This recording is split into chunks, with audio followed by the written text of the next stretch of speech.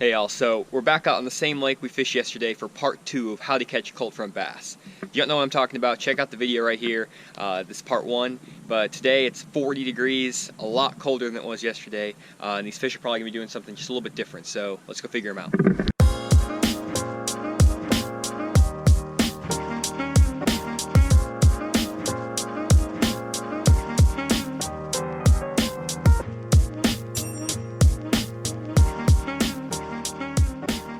So the plan this morning was to start out deep, but I see a little stick up over here that's sticking out of the water because this lake has been pulled down. So I'm gonna throw a crankbait on that first and then we'll head out a little bit deeper. Got him. Right off the bat here. It's a good one too. Right off the stick up out here. I was gonna fish out deep and I decided to pick up this crankbait and throw it down this bank really quick when I saw this little lay down. Wow, that's a really good one.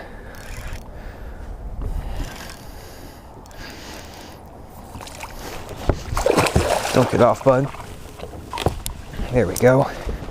Wow, well, that was my second cast. Nice 3-pounder on a little Strike King Lucky Shad crankbait. Okay, there you go. So it's a 3.5-pounder, awesome way to start the day. That was like my third cast. So I was planning on fishing out deep with Alabama rigs and spoons and stuff today, but I think I'm gonna pick up this crankbait and run the banks for a little bit. So I'm gonna put this guy in the live well just to take some pictures later. Well, as you can see, the boat ramp's like right there, and I caught my fish about 20 feet away from it in about 6 feet of water on this little crankbait. And the water temperature's dropped about 4 degrees from yesterday when I was catching them on that buzzbait. And so I thought I'd try a little bit further off the bank today with either like an Alabama rig or a jig really deep, or with this little flat-sided crankbait from Strike King, the Lucky Shad. So I'm gonna probably stick with this crankbait for a little bit, obviously, since I just caught a really nice fish. And I'm just gonna work my way. Oh, got another one right off this brush pile again. It's not a big one, but it's a nice one. There might be a little school of them right by this brush top. There we go. Solid 2-pounder, maybe 1 3/4 fish. Barely had it, but in literally the exact same spot where I caught that last one. Really nice fish. I'm putting them in the live well just to see what my biggest 5 are. So right here where I caught those fish, actually looks like there's a little bit of a drop. It's about 3 foot where my boat was sitting earlier, and now we're sitting in 10. So this brush top is positioned right on a little break. That's probably what those fish were relating to. They probably pulled off from those shallow water flat areas that they were using yesterday and just popped out to this little bit deeper water. Okay, let's head to the next spot.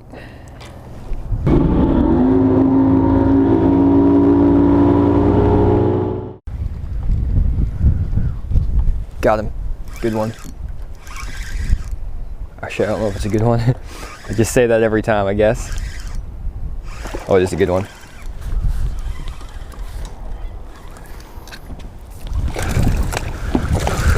Oh, God. Not the most graceful landing there, but there's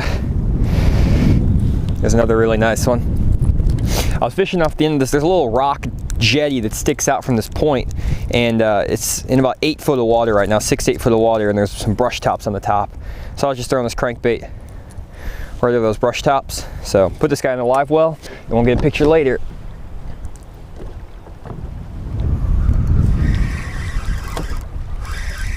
Oh, I have a fish. Oh, he came off. It was a freaking good one too.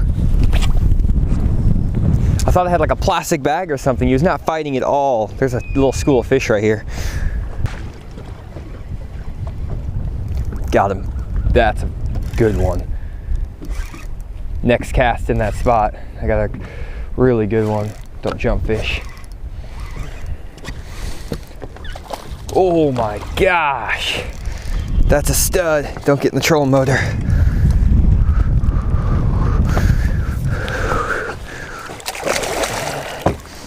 Give me your mouth fish. Yes, there we go. It's a 5 right there. Woo! Golly, they're stacked up on that spot. There's so many of them down there. Oh, Strike King Lucky Shad. Getting it done. Switched out treble hooks to 5 or the 4-aught Gamakatsu EWGs on this. These fish aren't getting off, but I'm gonna throw this in the live well. I need to get back out there. get this real quick. Yes! Need to get back in there. Oh man. I get a little bit excited when I'm catching 2-pounders. When I catch a 5-pounder and I'm catching them every cast, this is insane. This is awesome. Oh, I'm shaking right now. That's a stud. I need to get in there again. Got him. Next cast.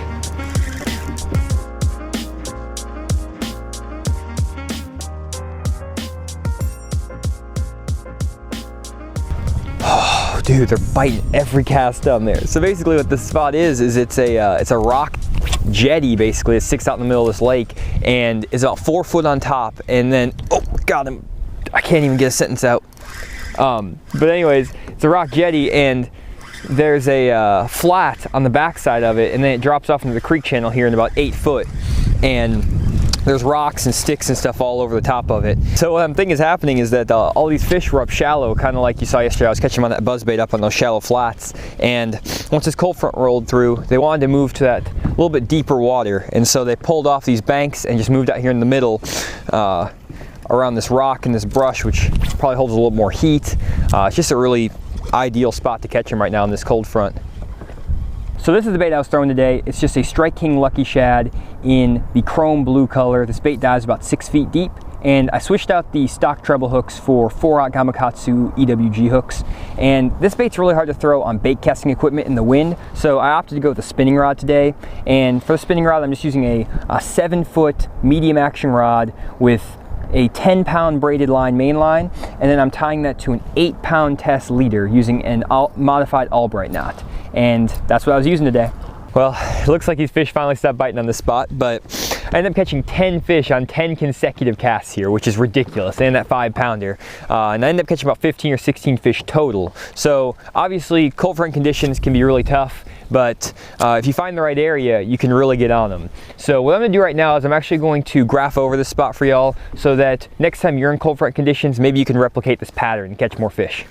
So here's what the spot I was fishing looks like on the graph. As you can see, I'm sitting in about 7 foot of water here, and then off on the left side of the screen, there's just a ton of rock, and it's all up in about 5 foot of water, and you can just see these little white dots all over the tops of those rocks. Those are all fish. There's just fish everywhere, and those fish are just sitting on that little break from 5 to 7 foot of water in all those rocks.